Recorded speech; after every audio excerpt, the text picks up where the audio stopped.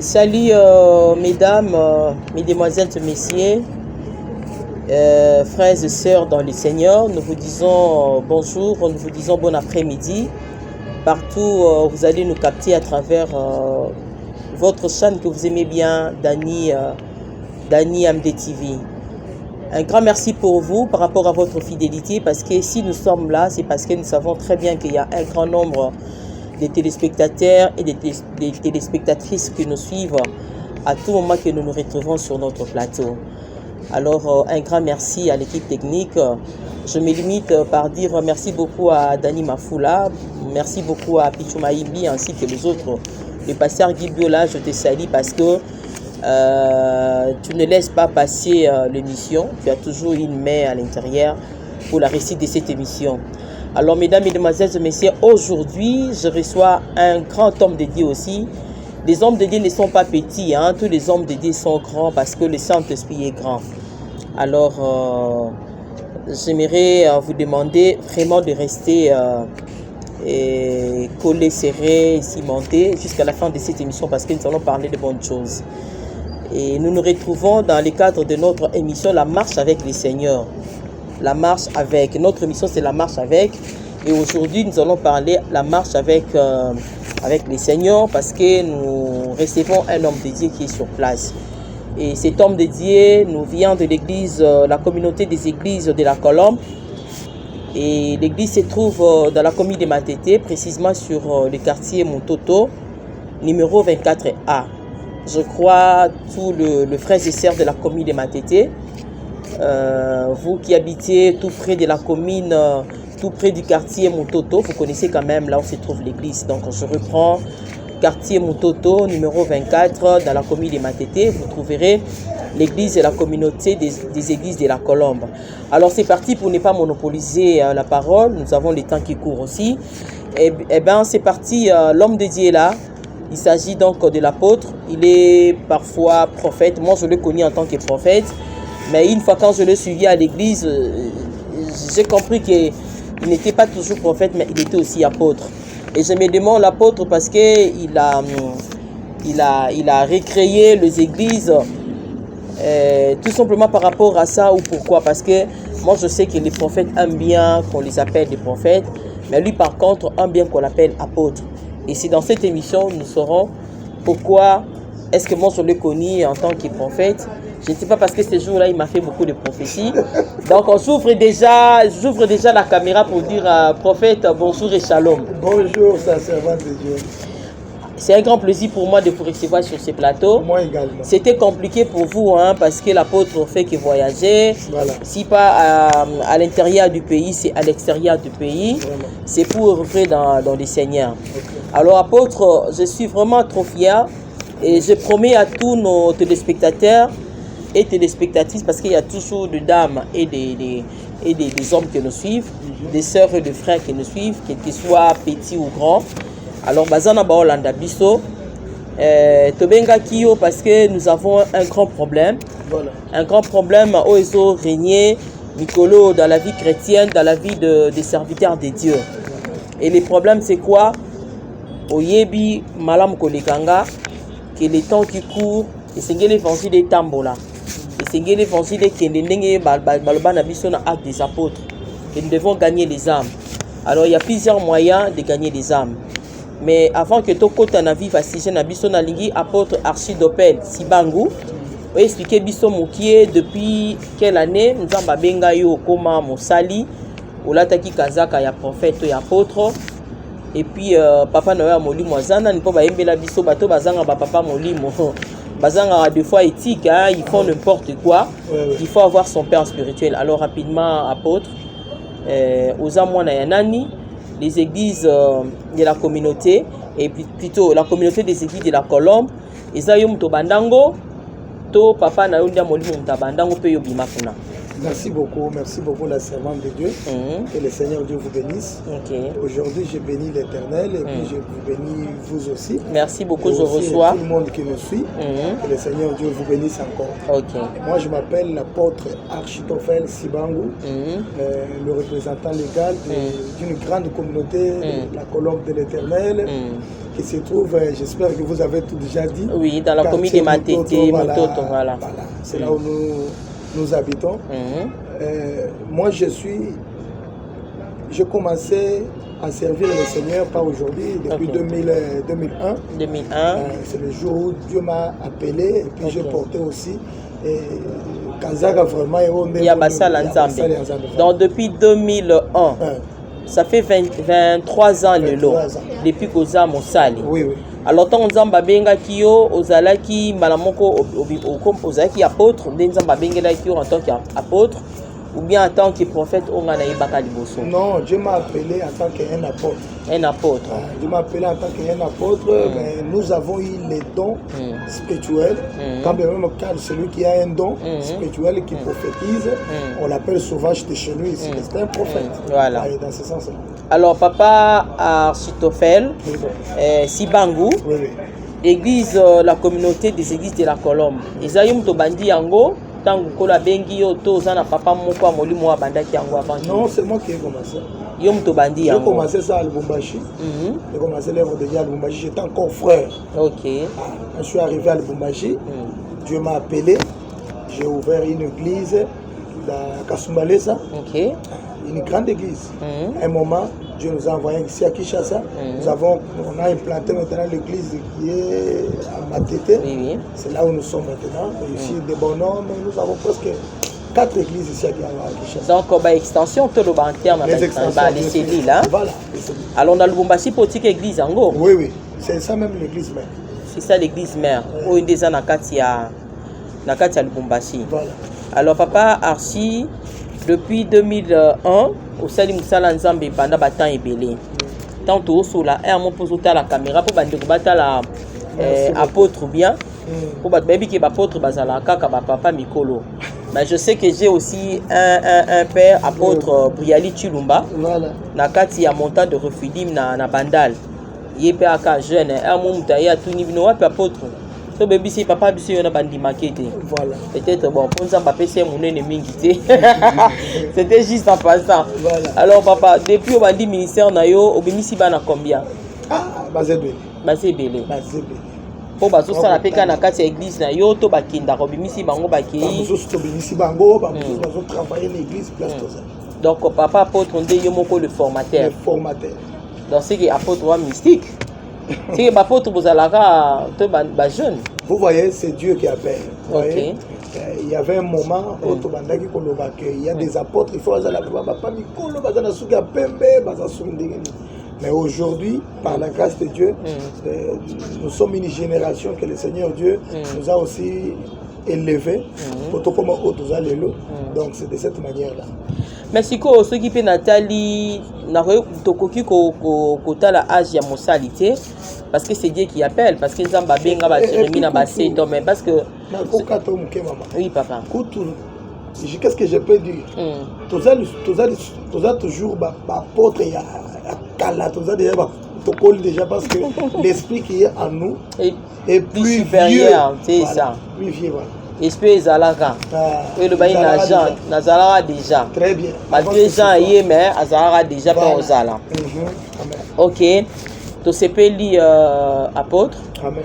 Et na parcours na yo avant que toko ta na sujet na biso du jour, ozi ba problème nous ozi na kata parcours na yo, ou soit na pena bana na yo. Peut-être yo former bango, imposer bango marche mon à suivre, bon va changer ba kenda bazali, ba pour ma bonge comme là déjà. Bon, et comme là ngana noté. OK. Et comme là ngana noté parce que vous voyez tout commence, c'est comme papa na bana na ye. Lorsque tu es dans le foyer, tu dois faire tout pour na éduquer bana na yo bana na zela mo. Mais quand même s'il y a un enfant qui veut se rebeller, toutefois tu dois aussi prier pour lui d'abord. Tu dois d'abord prier pour lui. Et puis tu dois aussi l'enseigner, tu dois aussi les retours, comme on a toujours dit par David, il a un berger a les bâtons et aussi la roulette qui me rassure. Donc ça dit quand un enfant a l'inga qui est là, tu peux toutefois seulement redresser à son. Donc disons que grâce à Dieu, non aussi problème, on a été au soin ni na moi la moko. Donc on va nous surtout yo former aux enfants, plus de trentaine, plus de trentaine, tous sont là. Ils m'appellent chaque jour, on n'a pas un problème. Ok, gloire à Dieu. Mais il y en a d'autres aussi qui ne travaillent pas dans notre communauté, mais ils ont ouvert aussi d'autres assemblées, mais ils sont toujours des enfants. Ok, merci beaucoup Archie. Merci. Nous allons marquer une petite pause, il y a prédication nayo. Il y a minute CBDT parce que nous avons besoin beaucoup plus à Koloba. Juste topé misayo mwandamu parce que tout est la présentation. Le temps pour moi de saluer tous les hommes dédiés, prophète Demi Mavinga, dans la commune de Matete aussi, na Nunga, pasteur Christian Mavakala, na Refidim ya Monga Fula, pour saluer bien. Ça c'est l'émission de Archie, mais juste ma référence kaka ma collègue. Voilà. Donc nous marquons une petite pause.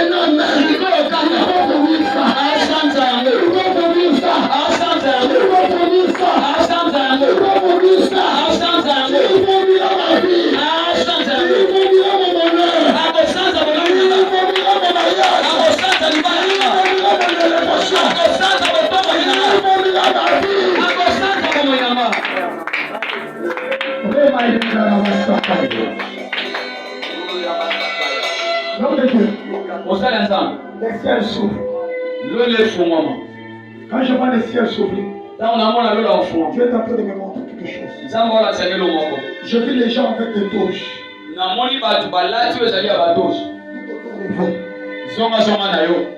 Quand je demande à l'Éternel, Dieu est en train de me dire ceci. Je te vois, tu as postulé, mais tu n'es pas sorti. Vous comprenez? Et voilà donc nous revenons sur ces plateaux. Tout Kolanda prédication, il y a prophète Archie et apôtre. Alors apôtre, na bengeli vraiment awawa prédication bat balandi tout ça dans commentaire na ngoti so pe sabiso ba egolia biso moatan. OK. Na bengi papa pour que to parler na yo concernant thème o na bengi ngo bouleversement. Voilà. Bouleversement je connais lingala eza mbongwana to mbilinga. Voilà. Moi mbilinga. C'est ça non bouleversement. Incompréhension peut ka total on peut ka na français. Voilà. Mais na lingala moi mbilinga. Voilà. C'est ça. Mbilinga ba koti ba so comprendre te eza nini o ekomi boye ezongi boye. Apôtre Archie nakobanda na récemment na concert ya papa Mike. Voilà. Papa Mike a kobeta concert na ye. Mais na concert na ye eloko nga na moni na misu na nga na landi abeti concert d'abord abeti concert bat bakufi na kati ya concert wana toko loba nombre te parce que to ko acquiser été. Voilà. Mais tozo loba par rapport ya événement ndenge leki. Et ça li biso pasi biso bana nzambe baza bouleversé comme on a que Mike Kalambai abetisi concert na ye. Frère Patrice azalaki na kati. Ba musicien chrétien belé bazalaki. Mais asepeli a honoré Weranson. Po aza na clip na bango ya bana nzambe te. Apesa ye micro pour que Weranson alobake lelo na ko confirmer que Mike Kalambai akoti na cour de grand. Yango to be yango bouleversement dans le sens que to yeba te biso bana nzambe apôtre. Biso bana nzambe to kende wapi tozo mema pe bandeko wapi parce que nous devons évangéliser. OK. Mais par rapport il y a à côté à la frère Patrice Takati sa consort ba musicien mususu o nzambe baza na kati. O ya biso bana tata tozayin bazayin na kati kati. Mais ye abengi Weranson. Weranson aza moto. Aso pema na pema nzambe. Voilà. Mais musala o ya musique o ya sala eza oyo ba frère Patrice ba sala raté. Eza différent na ba oyo bana nzambe mususu bazayin na kati. Alors langage wana apôtre tu veux confirmer que Mike Kalambai le la poti na cour de grand. Est-ce que vous avez biso en tant qu'apôtre? Est-ce que ma ya wana message wana eza bien à part bana nzambe? Wana eza ko bengana to ko benga bana nzambe. D'abord on a lobby merci beaucoup vraiment la servante de Dieu. OK. La CPL vraiment mingi.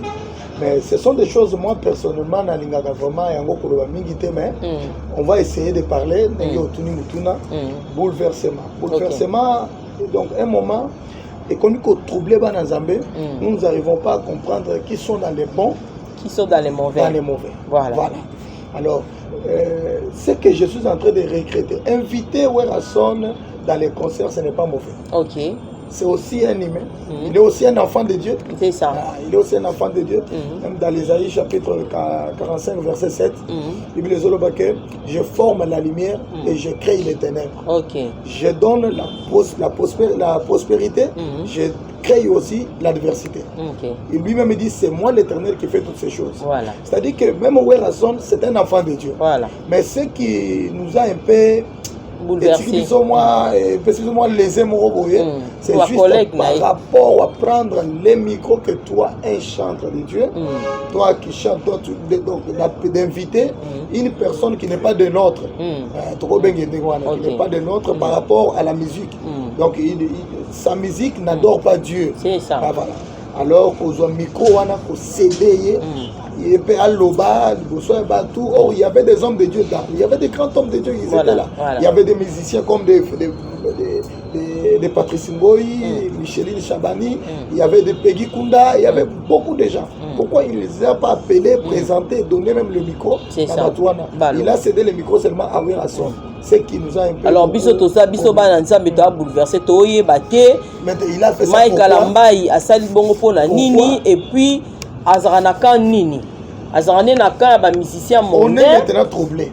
Est-ce que yemo azo yeba mambasala qui na concert? C'est ça aussi que le Seigneur Dieu a songaé na bato bazatu autour naie par la démission na biso. Vraiment que ce que lui avait fait, il doit revenir encore na internet pour demander encore le deuxième pardon. Parce et puis il y a 5 pardon.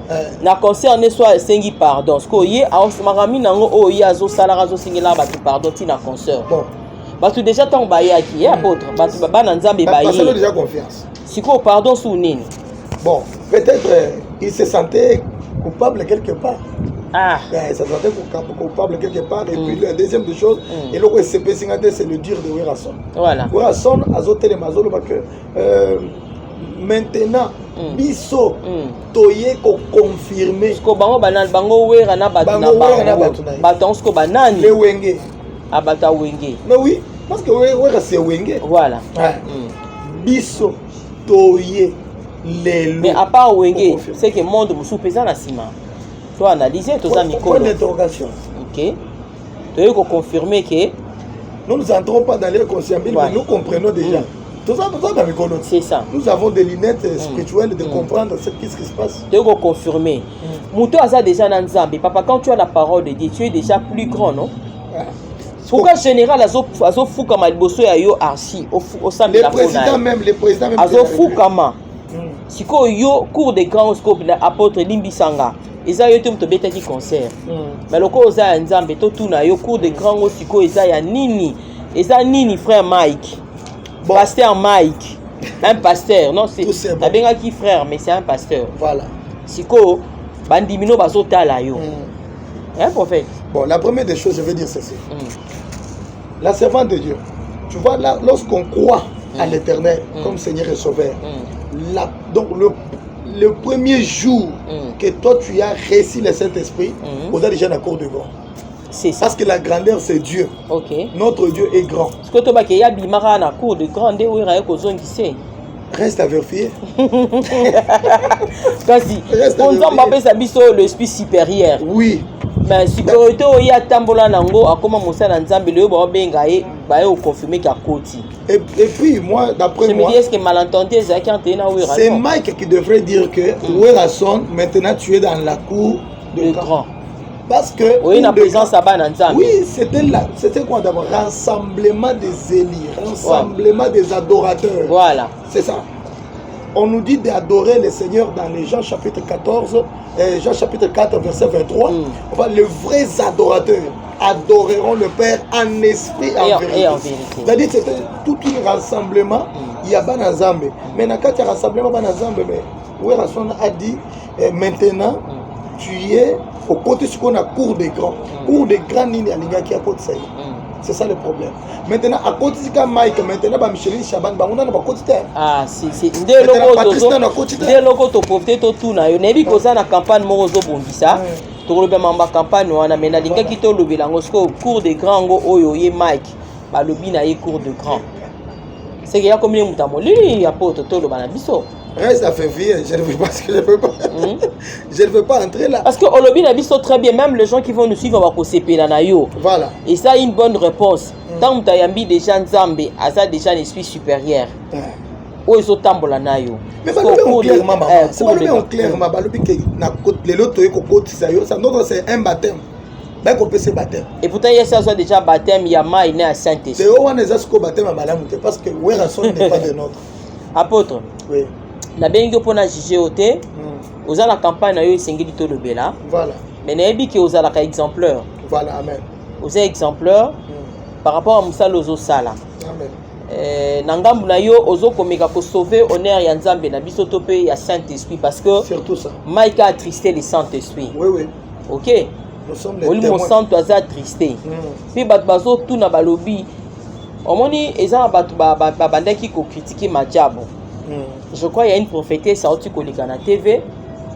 À l'objet que Madjabo isa makambo ya molili. Maintenant moi je me pose la question. Dans l'objet ceux qui batu barolba ki Madjabo isa makambo molili té. Mais le pasteur Mike Kalamba il fait partie il y a un grand coach ya Madjabo. Quand ils reçoivent les enfants là qui étaient venus, bah on dit ma pasteur. Voilà. Alors côté là Mike Kalamba est na cour de grand. Nous devrions encore dire que non, Mike Pendaza, Azan, Madjabo, Eza, Nzambe, papa, mon ici, place, biso tout le monde ça banalise, na biso apôtre. Bon, il n'est pas aussi seul, na Madjabo. Nous avons des Sandra Mouy, nous avons. Mais oui, quand il était maman prophétesse, ça tout le bana, clic na bango. C'est ce qu'on dit. Maintenant, nous n'arrivons pas à comprendre. C'est ça ce que nous appelons bouleversement. Bouleversement, voilà. On n'arrive plus à comprendre et à se dire que nani azaya malam, nani azaya mabete. Parce que biloko wana ya cour de grand wana pardon. Mais Bible lobi toroye ba nzete na mbuma na yango. Déjà Mike amona nkaza mbuma. C'est toute une réponse que lui-même nous a exhibé, il nous a exhibé la bonne réponse, il lui-même a donné. Siko elo moko apôtre. Tangu Mike akeko ko tinda akotika invitation pa ya Werason. Le roi de la forêt. Okay. Oui, Rasson, le roi de la forêt. Akende kotika invitation pour que Wera aya. Autrement, le but que on a une kotika invitation parce que Wera ndem tatondi ça. Ceux qui mutamokila otondi ça, o azoko adorer Nzambe na petite azo kotondi ça. Combien de fois yo mwana Nzambe? C'est aussi une très bonne question pour Mike Kalamba de papa. C'est une très bonne question pour moi. Yé mutazo yemba po na Nzambe. Est-ce que Nzambe a la capacité de retirer les bateaux pour y ressusciter quand même bakoufi et même bateau baya. La servante de Dieu, même pas même aller loin. C'est une très bonne question pour Mike Kalamba. Voilà. De lui poser la question. Tu étais venu pour Batouba Tonda ou bien tu étais venu pour célébrer Nzambe, pour adorer ensemble, pour que parce que je vis, il y avait la présence des grands hommes de Dieu, des pasteurs, des prophètes, tout ça. Ils étaient là. Voilà. Ils étaient venus écouter la mélodie spirituelle.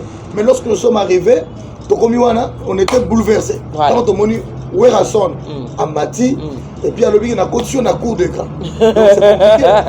C'est compliqué. Donc, bino bapôtre, vous savez qu'il y a un benga binoté. Ba collègue ba mission bazaki ba benga binoté. Alors, si ko autant y a sala ki bongo. Au monité que oh Bible vanité de vanité. Je ne sais pas si Azo se rendre compte de Makambo et les Non, du fait que lui n'avait pas besoin, c'est ce qui nous montre noir c'est blanc qu'il n'avait pas besoin. Il y a quoi adorer seulement Zambé, il avait besoin de plein. Alinga qui a ton de sa plein wana epesi le kumu na Nzambe na ye. Epesi le kumu. Bato bakufi au matisi bana Nzambe bazaki on a ba collègue ba mission matisi ba on a podium te mais obengi we ranson yem taimba ba chanson monde amata. Gloire on ezonga ki pa ya nani mkola ngona so. On peut comprendre que non beaucoup fois peut-être par rapport à il y avait un étouffement déjà voilà. Surtout billet zaki 2500 fallait battre ba côté belé. Normalement oui. Beaucoup fois nous entrons pas dans l'air conscient. Si c'est bon, si c'est mauvais, on a la question appropriée à Mike Kalamba. Mais si et seulement si que Makambo il y a cours d'écran, c'est là où moi je suis. Oh là. Cours d'écran. Cours d'écran. Nous savons qu'une seule personne qui est grand, c'est Dieu. Du fait que tu as reçu le Saint-Esprit, tu deviens grand.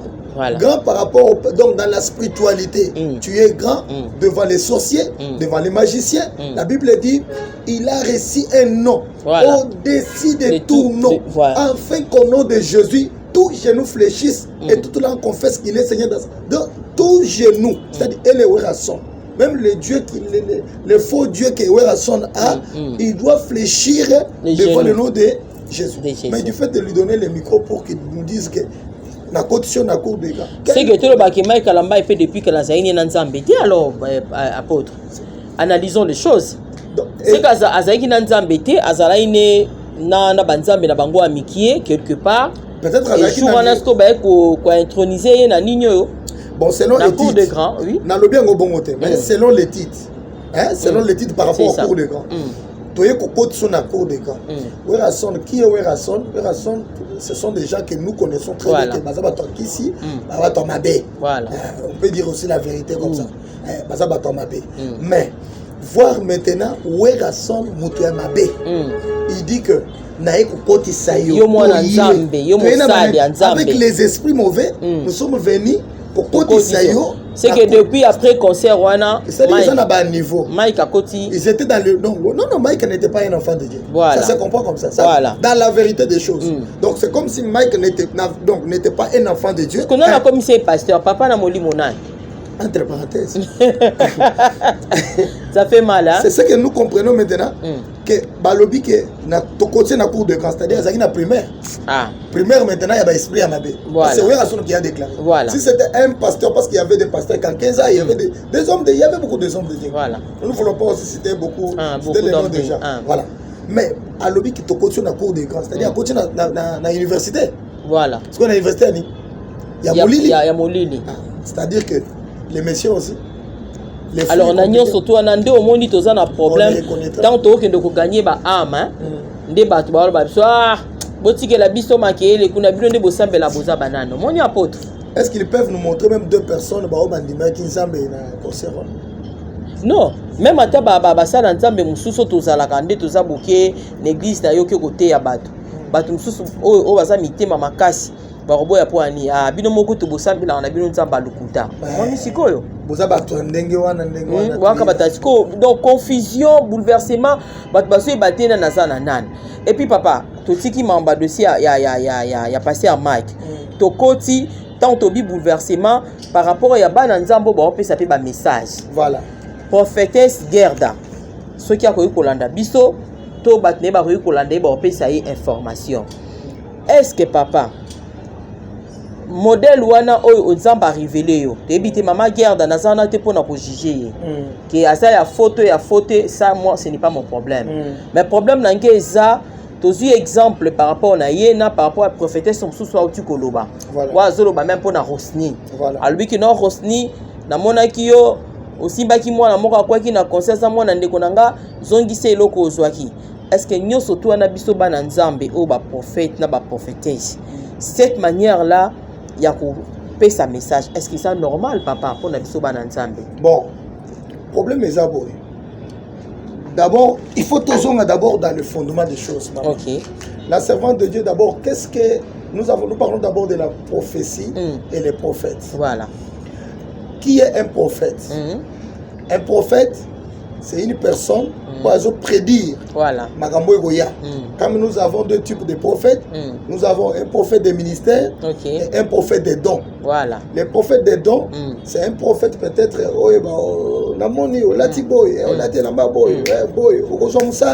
ce sont des prophètes des dons. Maintenant, les prophètes de ministère, ça sont des prophètes qui déchiffrent l'écriture. Voilà. C'est-à-dire par rapport à Ndenge Toyoga, Yesokoya na 2000 ans. Voilà. C'est que vous étiez aussi là, oui. Yesokoya na 2000 ans. L'enlèvement est causé jour tel, ça se fera moins tel. Nous les appelons, ce sont des prophètes des ministères. Maintenant, la prophétie, comment donner la prophétie? Or, ce qui comment donner la prophétie, il faut toujours un ancien testament. Dans l'Ancien Testament, il y a Nathan. Nathan, la Bible dit il était dans la maison en Israël. Mais lorsque David est allé coucher avec Bathsheba, qui était la femme de son soldat, la Bible dit que Dieu a envoyé Nathan. Nathan, comme un prophète, il avait reçu une très bonne prophétie, avec la précision, un bon message, un message vrai. Mais je me pose la question, quelle sagesse que cet homme avait utilisée devant un roi? La Bible dit il est allé à Kochinanda. Il lui a donné même l'exemple, il y a même Moko, même Belé, tout. Et enfin, après ce message, la Bible dit les messages de la prophétie, il faut que dans tous les Pessango, il faut Moutoua se convertir. C'est ça. À David, à se convertir, à Fukami, il a demandé pardon. Quand Dieu avait tué les premiers fils, au Babotaki, dans Mwasiwana. Mais nous avons un problème. Quand on sa prophétie, nous ne sommes pas là pour la juger en que c'est vrai ou bien c'est faux. Parce qu'il y a aussi Maman Gerda, Maman Gerda, voilà. Maman Gerda, on a bien bien formaté, mais na muna egaga, ba vidéo mo réseau circulé, dengazo pesa ba message na ye. Aso ebisa Robeta, na Robeta mutu na Robeta yo. Est-ce que prophéter sans Nzambe pe papa? Mais on doit pas bouleversement té. Est-ce qu'un prophète, d'abord, l'esprit qui est en toi, c'est quel esprit? Tu es animé par quel esprit d'abord? Un prophète est animé par le Saint-Esprit. Or, le Saint-Esprit, dans Galates chapitre 5, verset 22, et ont l'acception le fruit d'une un prophète qui ingérie, un prophète qui un prophète azo tomboka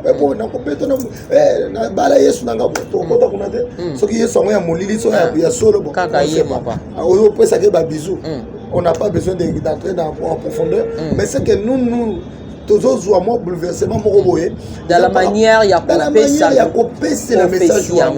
J'aurais appris même, il y a une autre prophétesse à l'internet, elle a fait ce message à Mapegui. Voilà. Mapegui, vraiment, je le salue vraiment. Ça, c'est ma fille vraiment. Je l'aime beaucoup. Donc, après, si pour Mapegui Kunda, ils sont là. Il faut aller tout droit chercher l'adresse de ces gens. On peut se faire un message. Mais pourquoi donner à l'internet? C'est-à-dire que vous avez ce n'est plus encore l'esprit de Dieu. Ça c'est maintenant. Et comme tu cherches comment. C'est ça. Et puis ma maman, servant de Dieu, mes collègues comme échanger. Ils formé ma prophétie bongo putain mususu. A formé pour prophétie ça solo. A formé pour na mutuana beng ça y est. Après ça y est moi quelque chose. Bon, nazoaki on peut pas kulutu na biso moko Denis Les. Voilà. Moko ko sala moi eloko mo azo critiquer. Mais au sala problème tende osolo ba bitanga yo kon émission o. Au sala ngani. Au sala ni nous disons que au pandi alors que il y a zala ya Nzambe. Aza Nzambe. OK. Toza na ta ko yeba te ka Nzambe toza Nzambe te. Mais to lobika ka babiloko les œuvres. C'est les œuvres qui témoignent. Oh, on bien. To ko yeba bango. Na misala na ba. Voilà. Tu attaques une personne pour Moutouana bengisa yo. Tant qu'on benga yo, après tu lui donnes il te donne quelque chose. Aux hommes ce qu'on a à l'internet. Bon, tout ce limbisani, nous avons fait ce qu'on appelle cesser le fait. Ce n'est pas cesser le fait. Allez bon. Pour les enfants de Dieu, nous condamnons de telles choses. Ce sont des choses qui ne représentent pas même que Moutouazam. Et ça, le grand Ndenga, le bel qui pour passer à Marcelo. Ça non pas. Nakata ba bouleversement tout ça wana. Moutou vraiment nakatia. Je n'étais pas au pays. Nazala qui vraiment était. Mais loko wana.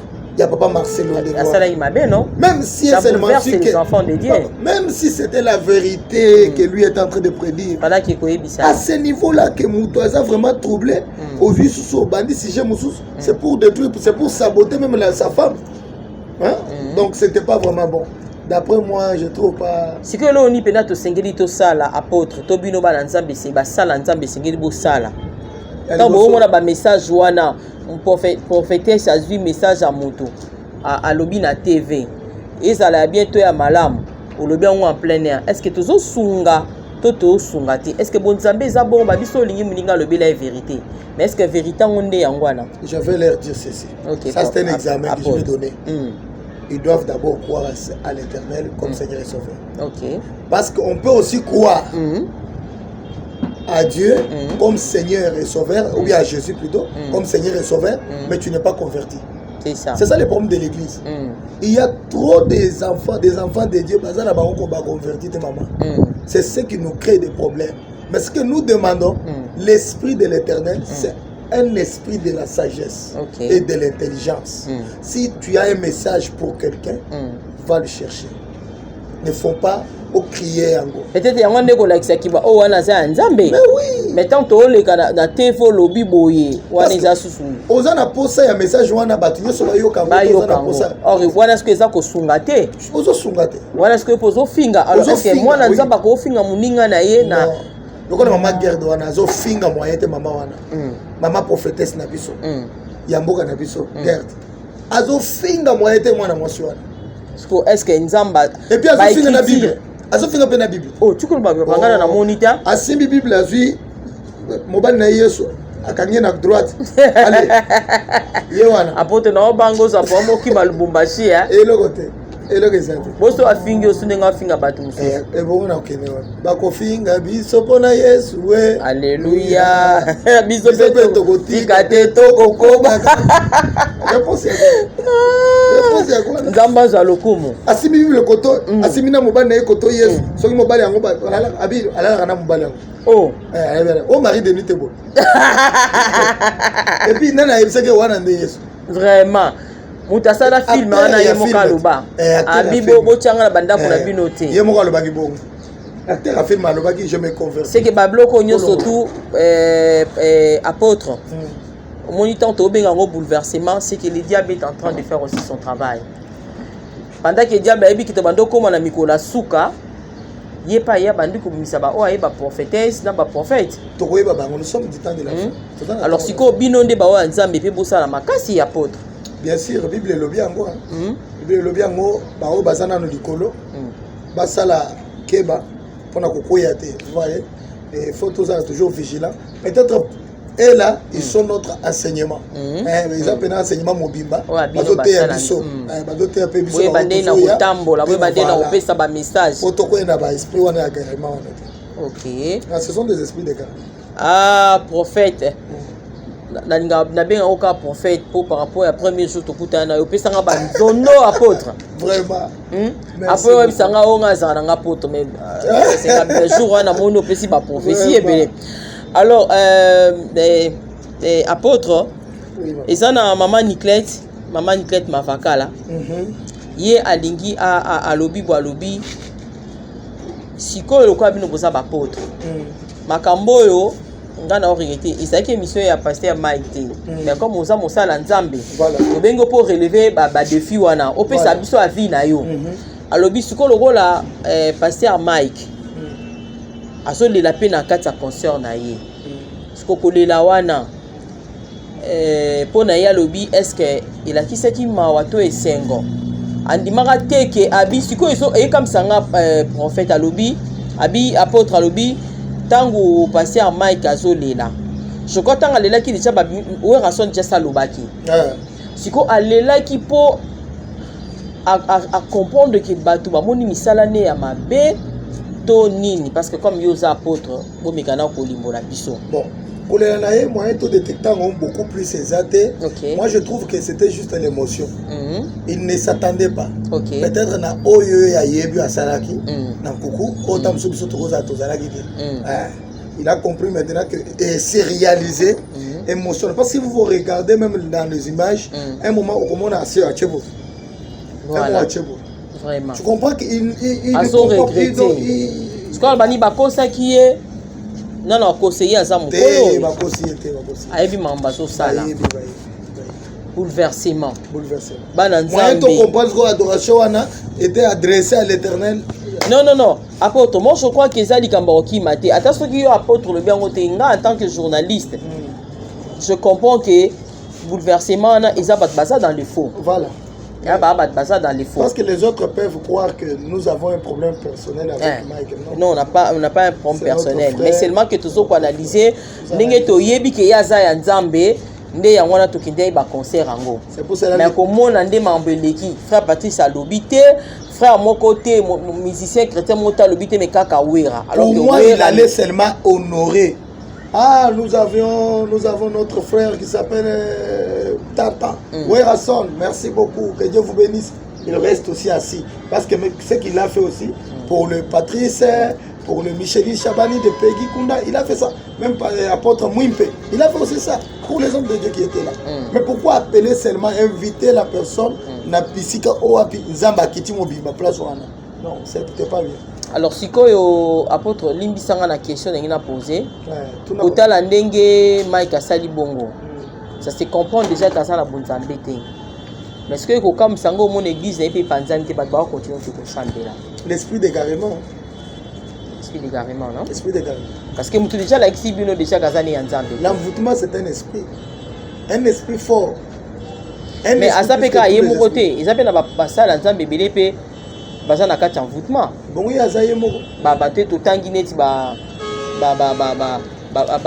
Denis les Suana comparément na ya na Roger les évangélistes il est différent est-ce que Denis les église na ezala sous oh ezala sous te oh kende o le kawana baza soki 3 personnes oh qu'il te bandaka soki 11h et aussi la 13h 2 heures du temps oh mais je vous dis que de talent donc nous sommes à Tolobanin papa qu'il te na yezo banda na 10h 11h et band et puis aucune personne bato bazawana j'aurais appris que atika ki mwana emo ko soki yo na tiko pasteur de l'église pasteur eluko se panzani otika ndo pasteur de l'église eluko se panzani on a choma boko na tiki yo qu'est-ce que tu as maboko par rapport ya bato oh je livre l'esprit qui est sur moi l'esprit qui est sur toi il y a pas pétage on a c'est ça pétage on a maté on a comme pétage oh maté on est comme pétage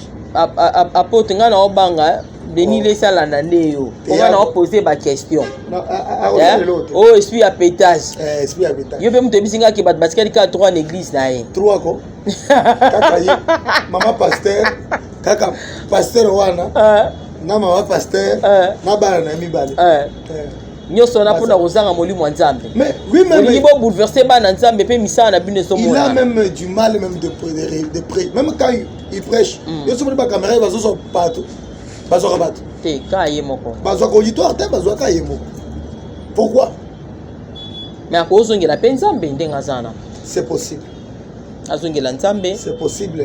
Il est riche à monter dans la colère. Il est riche à monter dans la colère. C'est pas encore trop tard. Si vous revenez à moi, je reviendrai à vous. C'est Dieu lui-même qui a dit. Si kopo na ka ya passer à Mike, ndoko les ans na début na ya kokota na cour des grands. Et ça difficile pour na ya zonga sima apôtre seki nini. Wa songi apôtre. Moni partir bo moto. Moi exacté. Akozonga quand même na sima. C'est possible, devant Dieu, c'est toujours possible parce qu'il y a la croix. La croix, Jésus-Christ est mort, le main ouverte, pour n'a pas tout bisognon sur oignon sur kosumo kazi kozongele sa problème. OK. Alors si koyo bouleversement tolobi ma prophétesse guerre da na o mususu wana guerre do ya mobali à Jésus siko obi ke a bafinga José Ndita po pichu mwanza de mutamimaka ekuna yo pichu mais pichu yango ina tune comme ça nga pichu mwanza lo bapelo monta c'est que yeba za côté kuna mais oui bien sûr bien oui wana Jésus ana bakio zo na Nigeria te bo pour Jésus de Nigeria c'est moi ba ote ko voyager pe mama guerre dango akindara soki ba kenda kana ba Nigeria wana bakio zo biloko bayina ngo bayina tango bo simba batu na mitu bo sambela batu olongola Jésus bake bazui ba Jésus na bango kuna bayina bango ale bakoti bango na ndako yo mona azana ndako na ina chambre na lobike kama mobali ezate kaka Jésus na ngato to na to la mwana ata yo Jésus est esprit. Mais le fils de Marie, est-ce qu'il peut nous sauver? On ne sera pas sauvé par le fils de Marie. Le fils de Marie, c'était Jésus. Donc, il n'avait pas la prise. Et d'ailleurs, lui-même était blanc. Donc, le Jésus qui nous a sauvés, c'est un Jésus-Christ ressuscité le 3e jour. C'est le Jésus qui nous a ressuscité. C'est lui-même, lui, il est devenu, même quand il était devenu esprit, il a dit à Marie, maintenant même appelez-moi ton mari, ton Seigneur. Donc c'est ça. Apôtre Tozoko cité Mouké. Oui, campagne nayo et ça les quantièmes. Bon, nous avons une grande campagne d'évangélisation. Et ça du 22 au 25 août. Du 22-25, apparemment 4 jours kaka. 4 jours. Et ça m'a appris na mutoto. Et ça m'a appris na mutoto donc liboso église. Liboso église wana. Alors namonaki na ba fiche namoni pasteur voici l'homme. Ouais. Namoni yo batu mususu wana na comprendre de bangote. Basala nzambe mususu ba église na bino kaka to ba église mususu. Bon. Nazika bon. On sait qui peut Nico apôtre. Servant de Dieu. Papa. Que Dieu bénisse. Tozi papa voici l'homme. Je le salue vraiment en passant. Merci beaucoup l'homme de Dieu. Il est vraiment za yangai ya mutema za mapambola na pasteur Jetro Mbaya azasko na Paris. Za mapambola ce qui a la permission. Donc ce sont les deux personnes là que nous avons associés. Donc bozaka intervenant Misat. Le cas posé dans 3 jours. 4 jours mais 22 23 jours. Bango bazote ya moko. OK. Alors siko yo peut bouleverser biso na koloba ke bana nzambe baya kobika. Amen. Baya. Message ezani. Pokoma non moni boye belé. Nous vous invitons. Nzambe na yo to yo ndom to sa miracle. Nzambe o bango ba yeli. OK. Ndom to sa miracle. Isa yo te ya. Bon? Tu seras sauvé par ta foi. OK, donc ça y est. Tu as une maladie grave, tu as un problème délicat. Viens seulement. Parce que bouleversement sous ça na obenga bino boya borozo miracle. Manière à koloba o bouleverser biso bana nzambe c'est comme si yo dem topé sa miracle on a tout na miracle c'est Jésus. Le miracle c'est Jésus. Et puis c'est la manière de ton cœur, vous voyez? Ton cœur, c'est le cœur de l'homme qui crée les miracles. OK. C'est-à-dire ma présidente Ndengo Zawana au Fandi Boye babi la servante de Dieu. J'ai une maladie. Mais nazo ken église wana. Ndenge nazo ken. Quand cet homme là a comata que je sois béni, tu seras béni. Donc on a invoqué Nzambe nanga. Voilà. Alors siko au le but principal il y a à campagne ça la bête féroce. La bête féroce. Donc la bête féroce. Ça sera du show. La bête féroce. Dans Nyama Oyo, il y a makasi. Bête féroce, un animal carnivore. C'est carnivore. OK. Aza carnivore. Donc, tout détaillé à moyen, et ça vraiment très fort. Il y a plein de révélations là-dessus à Kosarana. Que les gens viennent seulement écouter et puis ils comprendront les choses. OK, donc Batouba on comprend de Marambébélé. Il y a des révélations, il y a des choses, il y a donc la prophétie. Parce que nous prêchons dans la Bible, apôtre Paul Azor. Quelle utilité vous serait si je viens vers vous dans la révélation, dans la prophétie, tout. Et c'est ce qu'on va dire. OK. Merci beaucoup, apôtre. Bouleversement, sous César, tu profiter ndenge yo oza awawa basala nzambe mosusu bon na moni makambo mpe komosilela nango me pa bato mosusu mpe ezosilaka te mosala nzambe aoteya alobi yaka na mbongo na yo yaka na mbongo na yo otia offrande soki otia offrande oyo nzamba akopesa miracle. Est-ce que miracle ezo dépendre de l'offrande moto azotia si tel est le cas, dépendre de la foi ya moto. Si tel est le cas, même les pauvres bakozala vraiment bango nyonso kaka na maladi yango dépend, les miracles dépendent de la foi. La Bible dit la foi vient de ce qu'on entend, ce qu'on entend vient de la parole de Dieu. Lorsque tu écoutes la parole de Dieu, c'est la parole de Dieu qui te donnera la force de comprendre, la force de vivre les miracles, de vivre la solution à tout ton problème. Oza awa au voyage aka oza na mbongo na kati ya sac na yo yaka na mbongo wana kola za na posa mbongo wana, est-ce que c'est normal? Et que bato musu bazar sensible mutaza na mbongo abiki eza mbongo na ngai ba voyage eza musala okola pesier mbongo wana ndasala nango ba commerce. Mais est-ce que yo zo benga ye yo kola révéler yo zo benga mutaya na mbongo est-ce que so apesi mbongo le bo sala voyage na nini? Et là d'abord escroquerie. C'est ça, c'est de l'escroquerie. Voyez, c'est ce que nous sommes en train de condamner. Na makambo de tochuko lo makambo papa Mike to lui makambo Gerda Denis Leso atinda batba ke sala yekutu wana apôtre obi ko bangi singai. C'est compliqué. Donc mamusu nanyo l'homme de Dieu Denis Leso alo baratina nde batba ke se information. Bazu ba information ndako na yo ndenge eza tout yo. Bazu tout. Après atelemi ale et bon bato bazaka na libana mboka tanga pesa professeur bike yo na libana mboka ozolanda nga boy na boy on a fait ba témoignage bazana bato partout maman ambo il y a des gens partout, ils ont des relations partout. Ata pas trop papa bouleversement to loba avant que to si ça na mosala nzamba loba ke obengi ngai obungi oza o papa na bungi se loko boabi fungole lobo boy na ndako na yo la place boy au monde lo kwango et apeka bonzambe ça va aventure na bango ce sont tellement numéro de bango les caractères. Oh moi j'ai déjà essayé na papa